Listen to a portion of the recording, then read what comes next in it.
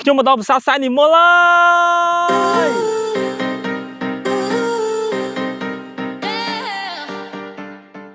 នេះគឺជាប្រាសាទសែននិមលនៅក្បែរជើងភ្នំជីសូរដែលវីដេអូកាលមុនខ្ញុំប្រាប់អំពីផ្លូវដែលរដ្ឋាភិបាលបានកសាងហើយទៅកាន់ប្រាសាទសែនភូវាំងឥឡូវនេះយើងមកទស្សនាប្រាសាទសែននិមលវិញម្ដងដែលប្រាសាទនេះគឺមានចម្ងាយ1គីឡូម៉ែត្រដែលយើងធ្វើដំណើរពីប្រាសាទសែនភូវាំងទៅកាន់ជើងភ្នំជីសូរហើយប្រាសាទសែននិមលនេះទៀតសោតគឺនៅក្បែរជើងភ្នំជីសូរតែម្ដងបងប្អូនទេសភាពស្អាតជាងប្រាសាទសែនភូវាំងបន្តិចហើយបងប្អូនអាចធ្វើដំណើរមកបានក៏ដូចជាជិះឡានតូចឡានទាបអីផ្សេងៗហ្នឹងគឺមកបានគ្រប់គ្នាបងប្អូនអត់ពិបាកទៀតទេសារគេឈូសផ្លូវរហូតមកដល់ប្រាសាទសែននិមលអញ្ចឹងណាអញ្ចឹងប្រាសាទនេះគឺនៅក្បែរក្រោមជើងភ្នំជីសូរមែនតើបាទដែលពេលបងប្អូនទៅដល់ហ្នឹងអាចធ្វើដំណើរឡើងទៅលេងភ្នំជីសូរបានទៀតបងប្អូនហើយទៅតាមកម្មចដើគេដែលកម្មចដើហ្នឹងគឺមានដូចជា400កម្មជាងបងប្អូនហើយប្រាសាទនេះគឺមានភាពស្រស់ស្អាតមែនតើហើយបើនិយាយពីប្លង់ថតរូបនៅទីនេះវិញគឺពិតជាស្រស់ស្អាតថែមទៀតយើងអរគុណដូនតាយើងដែលបានបន្សល់ទុកប្រាសាទនៅក្បែរជើងភ្នំជីសូរដ៏ស្រស់ស្អាតបែបហ្នឹងឲ្យបងប្អូនទាំងអស់គ្នាទស្សនាឲ្យកូនចៅជំនាន់ក្រោយបានមើលឃើញពីស្នាដៃរបស់បុព្វបុរសខ្មែរយើងណាដែលប្រាសាទហ្នឹងគឺក